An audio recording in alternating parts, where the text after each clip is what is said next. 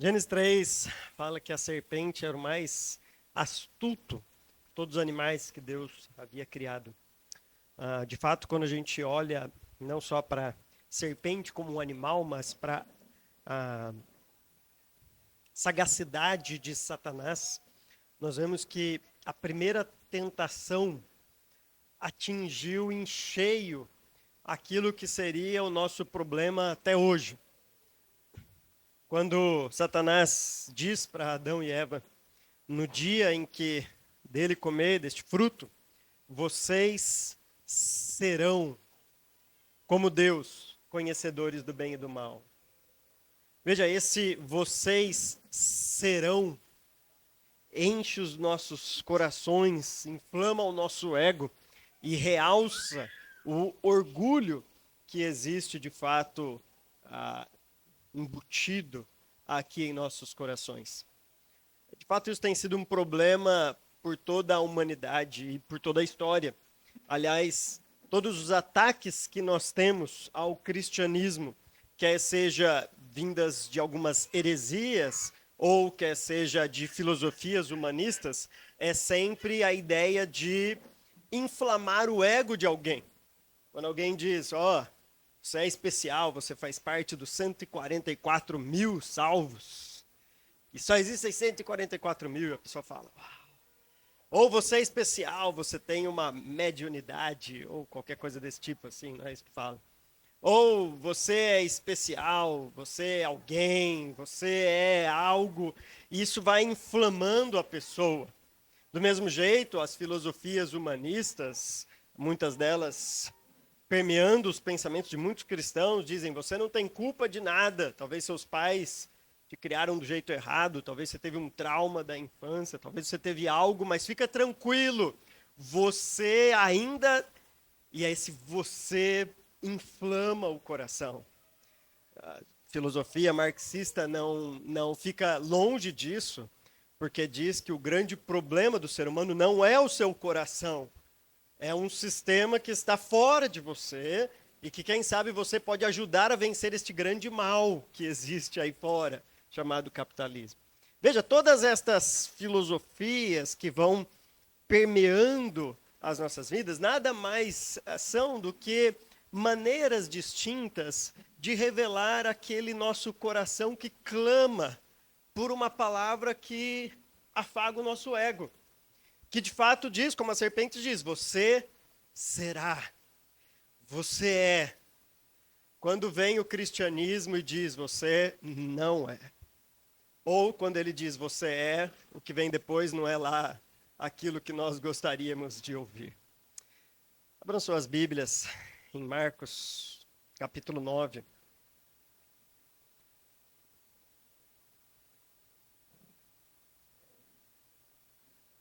Marcos, capítulo 9. Nós estamos geograficamente encerrando uma primeira metade do livro. Veja que, assim como vários livros grandes das Escrituras, existem algumas maneiras de dividi-lo. Nós estamos fazendo uma divisão por blocos, por trechos. O Mateus aqui também lembrou da divisão que existe entre aquela mensagem que ele pegou, né, que a partir de então Jesus começou a anunciar que ele ia morrer e ressuscitar. É uma divisão temática de anúncio. Até então ele estava chamando os discípulos e agora ele está anunciando o que ele vai fazer. E há também uma divisão geográfica, porque até o capítulo 9, Jesus está fora de Jerusalém. Aliás, a gente viu que em Marcos, grande parte do seu ministério é narrado aos gentios, quando Jesus está em território inimigo, mesmo porque no seu território ele é rejeitado. A partir do capítulo 10, que nós veremos o ano que vem, última mensagem, semana que vem, a gente vai terminar o capítulo 9, e aí o capítulo 10, depois tem Natal, Ano Novo, e aí esquece, né? Festa, esquece Marcos um pouquinho. Lá para o ano que vem a gente volta no capítulo 10. E aí Jesus entra em Jerusalém para nunca mais sair, nós sabemos o que acontece ali. Bom, para nunca mais sair até ele ressuscitar, obviamente, né? Então nós estamos encerrando esta parte geográfica de Marcos, e o que nós vamos tratar é dos versículos 33 até o versículo 41. Eu gostaria de ler esses trechos, são 2 trechos, com vocês, para depois nós analisarmos. Abram aí Marcos capítulo 9, versículo 33 até o versículo 41. Texto diz assim: E chegaram a Cafarnaum. Quando ele estava em casa, perguntou-lhes: O que vocês estavam discutindo no caminho? Mas eles guardaram silêncio, porque no caminho haviam discutido sobre quem era o maior. Assentando-se, Jesus chamou os 12 e disse: Se alguém quiser ser o primeiro, será o último e servo de todos. E tomando uma criança, colocou-a no meio deles. Pegando-a nos braços, disse-lhes: Quem recebe uma dessas crianças em meu nome, está me recebendo. E quem me recebe não está apenas me recebendo, mas também aquele que me enviou. Mestre, disse João, vimos um homem expulsando demônios em teu nome, e procuramos impedi-lo, porque ele não era um dos nossos. Não o impeçam, disse Jesus. Ninguém que faça um milagre em meu nome pode falar mal de mim logo em seguida, pois que não é contra nós, está a nosso favor. Eu lhes digo a verdade. Quem lhes der um copo de água em meu nome, por vocês pertencerem a Cristo, de modo nenhum perderá a sua recompensa. Até aqui. Percebam que são 2 trechos, 2 parágrafos, mas que estão extremamente relacionados. Primeiro, a sua relação se dá pela sequência dos 2. Quando Marcos coloca um evento após o outro, ele quer criar uma conexão entre eles. Nós não sabemos necessariamente se esta fala de João e toda essa questão de impedir alguém aconteceu exatamente cronologicamente após esta conversa, porque Marcos não dá nenhuma assim, 1 hora depois, ou um indicador, mas ele simplesmente une essas 2 histórias porque ele quer conectá-las tematicamente no mesmo assunto. Outra questão que une esses 2 parágrafos é a relação com a mensagem de semana passada, a cura de um menino endemoniado. Nós vamos fazer um pouco desta relação ao longo da mensagem. E a terceira conexão entre esses 2 parágrafos é a estrutura que se repete. E Marcos, como um bom judeu, vai utilizar aqui um paralelismo sinônimo, ou seja, ele estrutura o primeiro trecho da mesma maneira que ele estrutura o segundo trecho. E isso é importante dentro da literatura judaica, porque quando um autor judeu faz isso, ele quer que a gente compare os 2 trechos. Ele não quer que a gente analise-os separadamente, mas ele quer que a gente faça relações entre esses trechos. Por isso que o paralelismo é tão comum na literatura hebraica. Perceba que no primeiro trecho há uma revelação do orgulho do coração dos discípulos, uma revelação que eles estavam tentando esconder, mas ainda assim uma revelação, seguido de um ensino de Jesus e de uma aplicação lúdica, um ensino bem lúdico, pegando uma criança no colo. O segundo trecho, há também uma revelação de um orgulho do coração dos discípulos, seguido de uma lição de Jesus e também seguida de uma aplicação bem específica a respeito disso. Então, os 2 trechos aqui seguem uma lógica ABC, ABC. E isso faz com que esses 2 trechos estejam ligados entre si. Okay? É sob essa perspectiva que nós o analisaremos. Então, nós vamos ver a primeira história, essa ideia de quem é o maior aqui, para depois olhar a segunda e entender a relação entre elas. O texto diz assim: E chegaram a Cafarnaum. Quando ele estava em casa, perguntou-lhes: O que vocês estavam discutindo no caminho?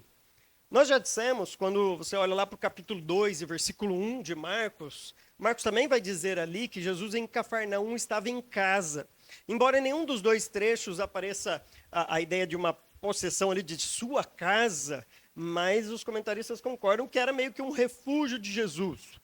A Cafarnaum, ele tinha ali um lar que ele podia chamar de sua casa, e é para lá que ele ia em alguns momentos. Então, assim como no capítulo 2, versículo 1, mais uma vez Jesus está em casa, e quando ele chega lá, ele faz uma pergunta muito interessante: o que vocês estavam discutindo no caminho?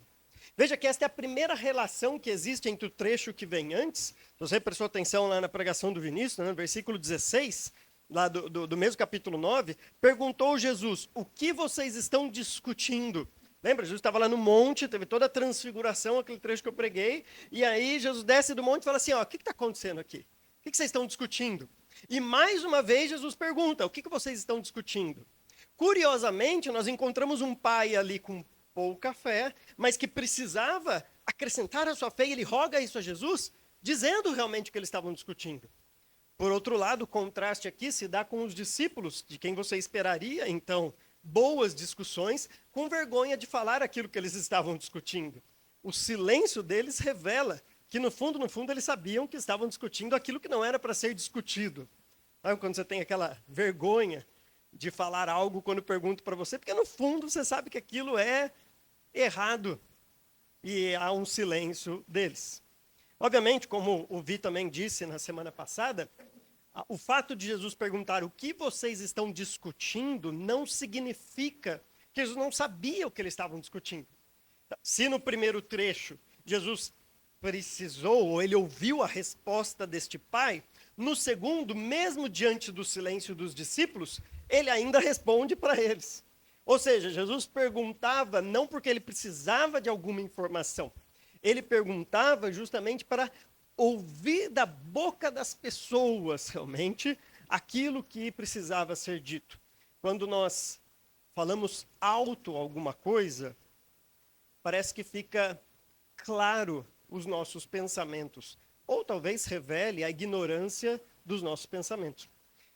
Quem aqui, talvez, dá aula, professor, vai entender o que eu estou dizendo. Você chega para o seu aluno e fala assim, ó, leia em voz alta esse trabalho que você me deu. Você vai ver que só de você ler em voz alta, você vai corrigir muita coisa. Quando a gente fala alto, quando a gente externaliza, né, e fala alto, fala assim, nossa, não está legal isso daqui. Aí volta para fazer. Jesus fala assim, ó, o que vocês estavam discutindo? Eu assim, vocês têm coragem de falar audivelmente isso? Revelem para mim, o que vocês estavam discutindo aí no caminho? Obviamente, eles guardavam silêncio. Sabiam, né? No fundo, sabiam que era uma discussão insensata que não deveriam estar fazendo. Eles estavam discutindo sobre quem era o maior. Há um tom, para mim, pelo menos, eu não sei se eu tenho muito senso de humor ao ler esses textos, mas para mim há um tom muito cômico aqui. Porque nós acabamos de deparar com os discípulos incapazes de expulsar um demônio no trecho anterior. Imagine você só, vai lá fechar um negócio, você e os seus companheiros de venda vão fechar um negócio e ninguém consegue fechar a venda. Todo mundo fracassou. E na volta vocês estão discutindo quem que é o melhor vendedor. É isso que está acontecendo aqui. Eles acabaram de fracassar ao expulsar um demônio e agora estão voltando dizendo assim, quem que é o maior entre a gente aqui? É para olhar e falar assim, mas peraí, vai primeiro expulsar o demônio, vai fazer a venda primeiro, talvez depois você possa dizer, avaliar alguma coisa se você é maior ou não. Veja que havia na mente dos discípulos uma perspectiva totalmente errada sobre quem eles eram, como muitas vezes acontecem com a gente. A Bíblia diz para a gente não pensar além de nós mesmos do que de fato somos. E quando a Bíblia diz isso, é porque é muito comum, muito mais do que deveria, nós temos esse tipo de pensamento. Nós pecamos num dia e no outro dia estamos discutindo, ou talvez até no mesmo dia, quem é mais santo, quem é maior, e esquecemos de fato do que acabou de acontecer. Os discípulos acabaram de falhar numa tarefa que deixou eles, ou pelo menos deveria deixá-los humilhados ali diante da incapacidade de expulsar o demônio. Mas o orgulho no coração faz isso. Diante de uma incapacidade, parece que há um bloqueio em relação àquilo e agora eles só estão querendo saber quem deles ali era o maior. Eu acho interessante a resposta de Jesus. Porque talvez a gente esperaria assim, Jesus dizendo, para com esse negócio de ser o maior, está tudo errado aí. Para de querer ser o maior e tudo mais. Mas Jesus não faz isso. Pelo contrário, parece que Jesus está, às vezes, até incentivando querer ser o maior, querer ser o primeiro, mas da perspectiva correta, da perspectiva do reino de Deus. Veja que o versículo 35 diz assim, assentando-se. E por que Marcos faz questão de dizer que Jesus sentou-se? Para contrastar com a discussão no caminho.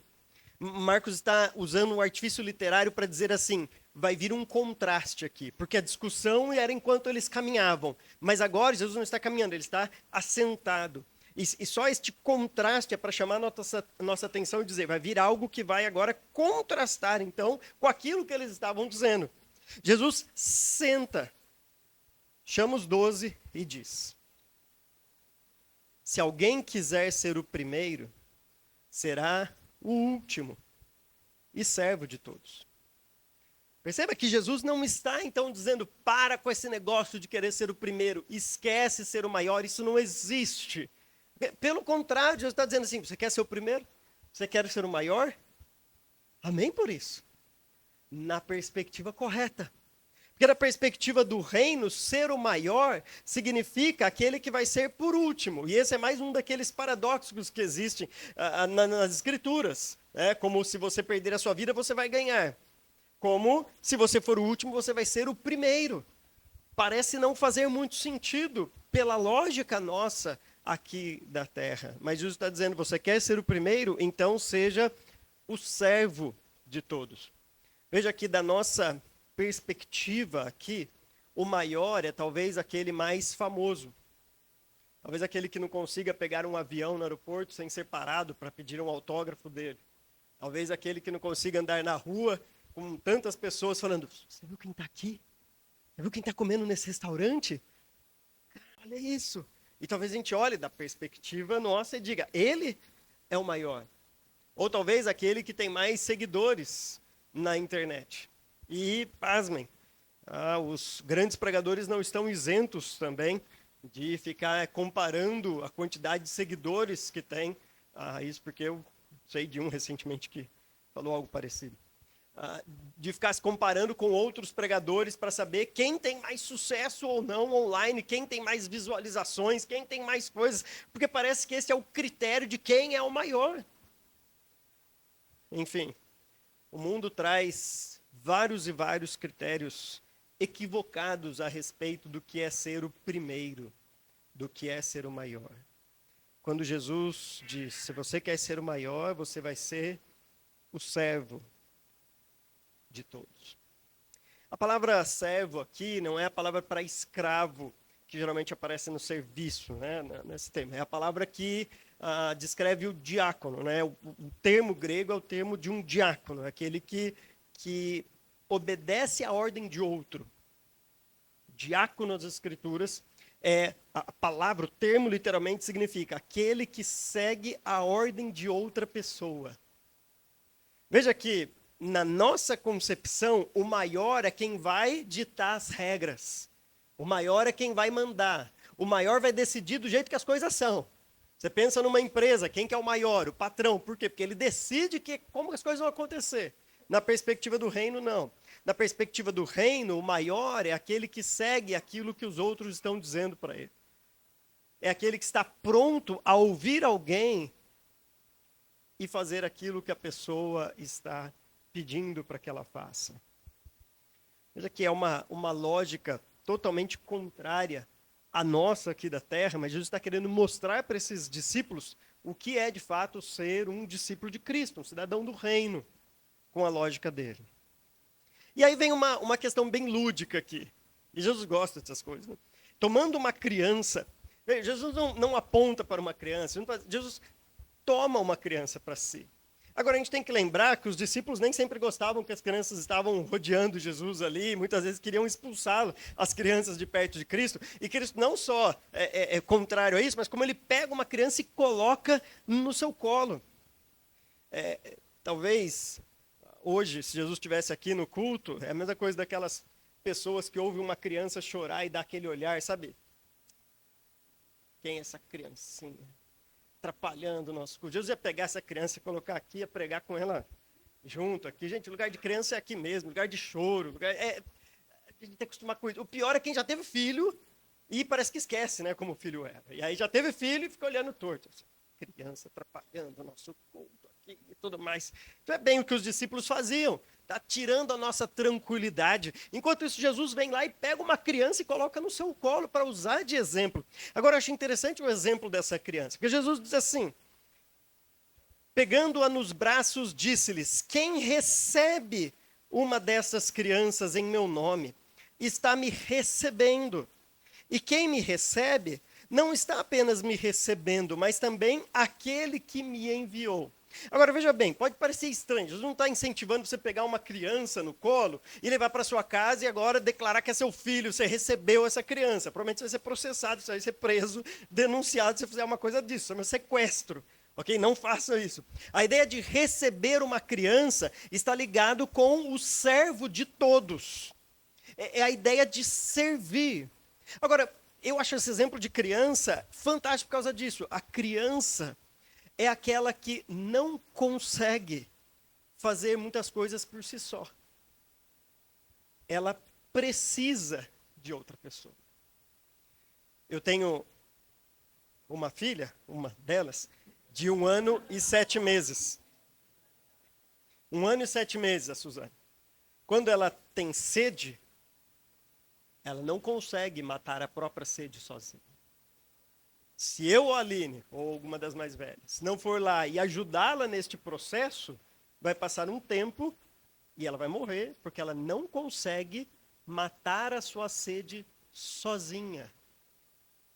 Parece uma coisa tão simples pra gente, né? Você vai lá, pega um copo d'água e morre. E toma, desculpa. E toma água. Veja, ela não consegue fazer isso. Só que o texto está dizendo que não é ser servo daqueles que são incapacitados apenas. Não é você chegar e pegar um copo d'água ou ajudar alguém que não conseguiria fazer isso. É você encarar todas as pessoas como se elas fossem incapazes de fazer aquilo que elas pediram para você fazer. Entenderam a lógica? Porque uma coisa é uma criança, minha filha, chegar e falar assim: pai, eu queria um pouco d'água. E eu vou lá e pego um copo d'água e dou para ela. Outra coisa é uma irmã chegar para mim e falar assim: você pode pegar um copo d'água? A nossa tendência é falar assim: você tem 2 pernas igual eu. 2 braços igual eu. Vai lá, folgado. Pega um copo d'água. É essa a lógica ou não é? O que Jesus está dizendo é, o primeiro, aquele que de fato vai ser o primeiro, é aquele que encara todos como se fosse uma criança. Você quer um copo d'água? Você está precisando de um favor? Por favor. Eu faço questão de pegar e de servir. Veja, então é muito fácil, às vezes, a gente ceder um lugar para alguém incapacitado de ficar muito tempo em pé. O difícil é você olhar para todos como se fosse uma pessoa dessa. E ceder o lugar para aquele que talvez seja até mais forte, mais resistente que você. E você, pelo amor cristão, diz: eu quero ser o primeiro. E o primeiro vai ser o último. Então eu vou ser o último a comer. Eu vou ser o último a sentar. Se der, eu como. Se der, eu sento. Se der, eu faço algo por mim. Primeiro lugar, não é aquele que não pode fazer. Não é aquele idoso, não é aquele, embora a gente tenha que dar prioridade para isso. Mas, não, primeiro lugar, são todos. Depois, se der, eu como. Lembrem disso na nossa festa de Ano Novo. São ótimos momentos para a gente aplicar isso, porque às vezes o que nós vemos é, primeiro eu como, e se sobrar para os outros, sorte deles. E não é muito este exemplo que Cristo está dando aqui. Ainda mais porque a gente sabe que as comidas são boas, né? A gente vai chegando nesse momento, a gente vai lembrando do ano passado, ali, daquele pernil, a gente vai... E aí vai criando aquela expectativa. Mas lembrem disso. Por isso Jesus está dizendo, então, quem recebe uma dessas crianças em meu nome está me recebendo. E quem me recebe não está apenas me recebendo, mas aquele que me enviou. Agora, Jesus dá uma lição aqui extremamente importante. Porque nós falamos muito sobre servir a Deus. A gente fala assim, eu quero servir a Deus. Não fala assim, eu quero servir a Deus. Mas a Bíblia fala que Deus não é servido por mãos humanas. Deus não precisa do meu serviço. Deus não precisa daquilo que eu faço. Agora, eu posso servir a Deus enquanto eu sirvo as outras pessoas. Lembra lá naquele sermão escatológico de Mateus capítulo 25? Jesus chega para aqueles que estão à sua direita e diz, sejam bem-vindos no meu reino e tudo mais, porque quando eu tive sede, vocês me deram de beber. Quando eu estava cansado, vocês me deram um descanso, enfim, coberta, tudo mais. Aí Jesus, mas quando? Imagina, quando que a gente deu de comer? Quando que a gente deu de beber? Quando quando isso aconteceu? Imagina, Jesus não tem sede, Jesus não tem frio. Quando isso aconteceu? Toda vez que vocês fizeram isso, a um destes pequeninos, a mim o fizeram. É exatamente o que ele está dizendo aqui. Quem recebe uma dessas crianças está recebendo a Cristo. E quem recebe a Cristo, recebe aquele que enviou a Cristo, o próprio Deus. Já pensou isso? Que dar um copo de água para alguém é como se você estivesse dando um copo de água para o próprio Deus? Se ceder o lugar para alguém é como se você estivesse cedendo o lugar para o próprio Cristo. Eu imagino que se Cristo estivesse do seu lado, você talvez cederia o seu lugar para ele sentar. E a ideia é justamente encarar estas oportunidades de serviço como um serviço a Deus e a Cristo também. Aí vem a segunda história, depois nós vamos conectá-las.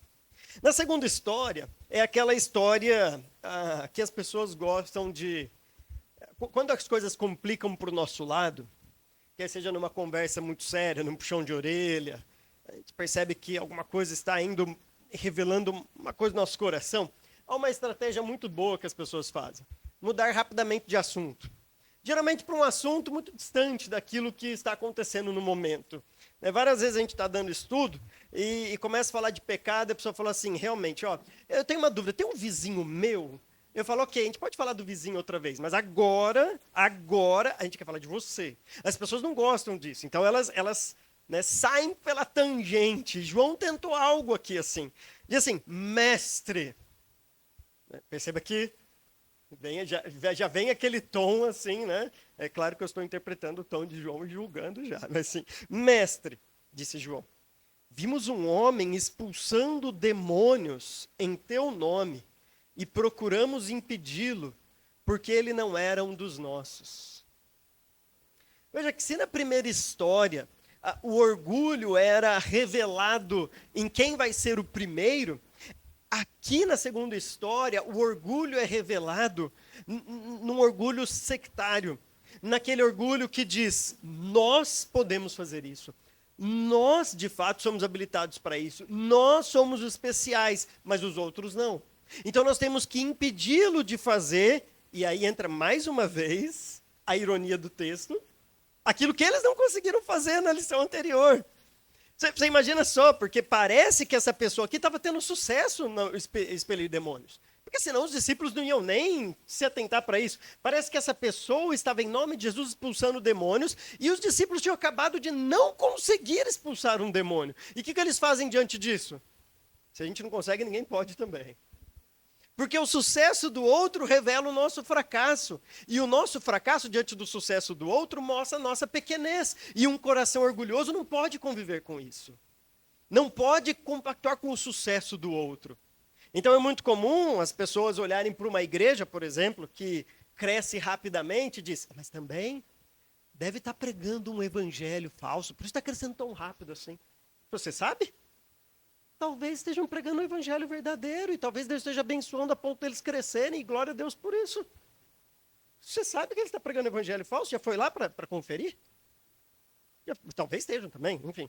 Mas veja como, parece que assim, né? Poxa, nossa, tem 60 pessoas aqui em 8 anos. Não é possível, eles estão fazendo alguma coisa e isso mostra aquele orgulho de dizer assim, não pode ser, a gente não vai ficar para trás. Como se a quantidade de membros fosse um bom medidor de algo, enfim. Mas veja como a gente é rápido em julgar o sucesso alheio e dizer, não. Algo está errado ali. E João, de todo esse sectarismo, e achando que de fato ele fosse ter uma aprovação de Jesus, diz, nós fomos lá e impedimos eles de expulsar um demônio. Eu não sei o que é pior, quando os discípulos ficaram quietos, com vergonha do seu orgulho, ou quando João externalizou, achando que fosse ter um elogio de Jesus para aquilo que ele estava fazendo, e ainda assim revelando o orgulho do seu coração. Perceba que depois que Pedro deu aquela bola dentro e disse, tu és Cristo, Filho do Deus vivo. Depois de lá as coisas andaram para os discípulos, né? E a gente percebe que de fato eles estavam vendo, mas ainda não estavam vendo. De fato eles estavam progredindo na fé, mas ainda muito por progredir. Pedro não sabe o que fala no Monte da Transfiguração. Pedro não quer que Jesus seja crucificado. Os discípulos não conseguem expulsar demônios. Eles estão revelando orgulho do coração. Perceba como os discípulos estavam ainda nesta caminhada de fato.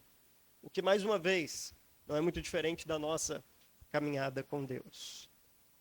Então vem João, né? E nós impedimos ele porque ele não era um dos nossos. Mais uma vez, a resposta de Jesus é impressionante. Não o impeçam, disse Jesus. Ninguém que faça um milagre em meu nome pode falar de mim, mal de mim, logo em seguida. Pois quem não é contra nós está a nosso favor. O que Jesus mostra para João aqui, João, existem apenas dois lados nessa história. No fim das contas, existe o reino de Deus e o reino de Satanás. Se alguém está expulsando e prejudicando o reino de Satanás, se alegre com isso. É aquilo que o Franz Schaeffer, um grande teólogo holandês, diria da cobeligerância. É a ideia de você lutar junto com alguém porque o propósito é igual. É o mesmo propósito, é o mesmo intuito. Fala, João, eles estão expulsando demônios. Isso não é algo bom?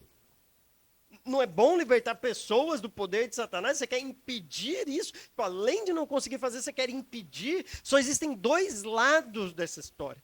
Veja que com isso, Jesus não está validando tudo o que acontece atualmente. Porque o que acontece atualmente não são uma expulsão mesmo de demônios, dois lados. Na verdade, é aquele conluio, é o mesmo lado ali. É horário marcado, é entrevista, horário nobre, aquela coisa toda que a gente sabe que acontece. Aquele show que acontece ali, que ele é expulso para voltar no outro dia para continuar o show. Não é isso que Jesus está dizendo. Não é Jesus está olhando assim, olhe para tudo isso, pelo menos está... Não, aqui está tudo errado. O que Jesus está dizendo é que, neste caso, verdadeiramente a pessoa, em nome de Jesus, estava expulsando o demônio. A única diferença é que ele não fazia parte dos discípulos de Jesus. Essa era a grande questão. Jesus está dizendo, ninguém que faça um milagre, ainda mais expulsar um demônio em meu nome, pode falar mal de mim logo em seguida, pois quem não é contra nós está a nosso favor. Versículo 41 traz mais uma vez uma lição. Eu lhes digo a verdade. Quem lhes der um copo de água em meu nome, por vocês pertencerem a Cristo, de modo nenhum perderá a sua recompensa. Entendeu agora, né, Natan? Ok. Você não vai perder a sua recompensa. Okay. Veja que Jesus dá uma aplicação simples e ao mesmo tempo que quando a gente entende isso que Jesus disse, mexe com o orgulho dos discípulos, como deveria mexer com nós também. Primeiramente, Jesus dá uma tarefa muito simples, dar um copo de água. Veja que muitas pessoas às vezes querem servir e dizem assim, eu só estou aqui para servir, só estou aqui para servir. A gente fala assim, ok, você quer servir? Você pode chegar um pouquinho mais cedo, arrumar as cadeiras. Não, eu estou aqui para servir, mas eu quero tocar, eu quero pregar, mas eu estou aqui para servir. Okay? E claro, não tem nenhum problema você pregar e você tocar. Mas veja que muita gente é rápido para dizer assim, como eu faço parte? Mas não consegue empilhar uma cadeira, não consegue ir lá na cozinha. Sabia que a gente tem uma cozinha aqui com uma pia, né? E às vezes tem louça ali para lavar. Às vezes cai sujeira no chão quando a gente come alguma coisa e precisa varrer. Mas é muito fácil se envolver em tarefas grandes, naquele intuito falso de eu só estou aqui para servir, e dizer, ok, se você quer de fato servir, sirva nas coisas menores. Pegar um copo d'água, talvez ninguém vai ver o que você faz. Picar o pão da ceia ali, chegar antes, talvez você senta aqui e passa os elementos, você não sabe nem quem fez isso hoje no culto, mas alguém fez isso. Talvez você está tomando o café e o cappuccino, como eu estava tomando aqui, talvez você não saiba que alguém preparou esse cappuccino em casa, não é nem comprado, alguém faz esse cappuccino. E alguém chega antes, esquenta a água, põe o café ali, faz o café. É bom chegar aqui, as coisas estão todas prontas, né? Poxa, tem um cafezinho, tem um cappuccino, pão tá picado, tem as coisas da ceia, as cadeiras estão arrumadas, o ar já está ligado, porque eu chego tem que estar geladinho o ar, né? Não vou chegar aqui. Veja, é bom essas coisas, mas alguém fez tudo isso. Quando Jesus dá uma tarefa bem simples, parece que ele quer mexer com o nosso propósito, o nosso intuito de servir. Você quer de fato servir? Ou a sua intenção é ser visto? Veja, não estou dizendo que, mais uma vez, você não possa se envolver com aquilo que é visto. O cristianismo é feito de coisas que não é vista, daquilo que é visto. Pregação da palavra, louvor, são coisas vistas realmente. Mas se é só isso que eu busco, talvez a gente precise sondar a intenção dos nossos corações diante daquelas tarefas que nós queremos nos envolver. Outra coisa que deve ter mexido com o orgulho dos discípulos é que Jesus não disse assim: se vocês derem um copo de água para outra pessoa. Não foi isso que Jesus disse. Jesus disse assim: quem lhes der um copo de água em meu nome, por vocês pertencerem a Cristo, se alguém der a vocês um copo de água. Porque os discípulos estavam discutindo quem é o maior. E aí vem, lembra, João tenta mudar de assunto. O que Jesus faz é assim, ó, você tentou mudar de assunto, eu vou aproveitar isso e continuar nesse assunto do orgulho. Os discípulos estavam assim, quem é o maior?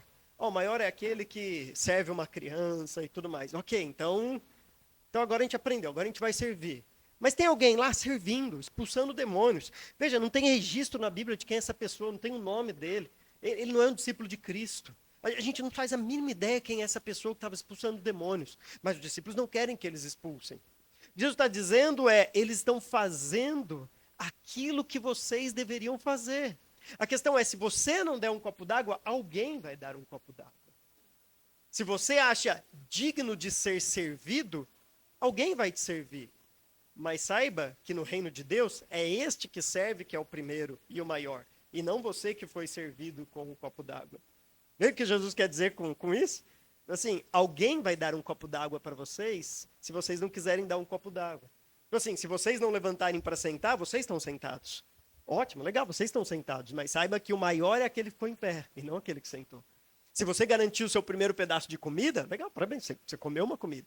Mas saiba que o maior não foi aquele que comeu. O maior foi aquele que deixou de comer, para que você pudesse comer. Jesus está mexendo mais uma vez com o orgulho deles. E está dizendo que estes não ficarão sem recompensa. Não vocês, Jesus está dizendo para os discípulos. Estes não ficarão, não perderá de modo nenhum a sua recompensa. Quando a gente junta esses dois textos, nós podemos, partindo para as aplicações, perceber que o orgulho, ele se revela nos nossos corações de diversas maneiras. Talvez você não venha aqui no carro até a igreja perguntando, quem é o maior lá na igreja? Será que eu? Será que você? Quem é o maior lá? Talvez a gente não faça isso, eu espero que não. Ou talvez, se a gente fizesse, a gente ficaria igual os discípulos, quietinhos, porque isso traz vergonha. Você não vai chegar aqui e dizer, chegou o maior, gente. Ah, aqui, ó, agora o maior aqui chegou, agora as coisas podem começar a acontecer aqui na igreja. Então, talvez você não revele isso, embora muitas vezes o nosso coração é isso que está lá no fundo do nosso coração. Mas muitas vezes o orgulho pode vir de outras maneiras, como um sectarismo demonstrado por João, como um desejo de ser servido, ou como tantas outras maneiras. Por exemplo, quando não tocam uma música que eu gosto, ou quando tocam uma música que eu não gosto no culto. E aí ele fala assim, eu não vou cantar essa música, porque eu não gosto dessa música. Ou eu não vou nunca mais nessa igreja, porque nessa igreja não toca uma música que eu gosto. E veja como existem várias e várias maneiras da gente revelar o orgulho do nosso coração e dizer, as pessoas não estão me servindo aqui. Como se o cristianismo fosse a respeito disso. Quando na verdade é o que eu posso servir, o que eu posso dar. Veja, você quer ser o primeiro? Venha para cá com essa mentalidade. Como eu posso servir?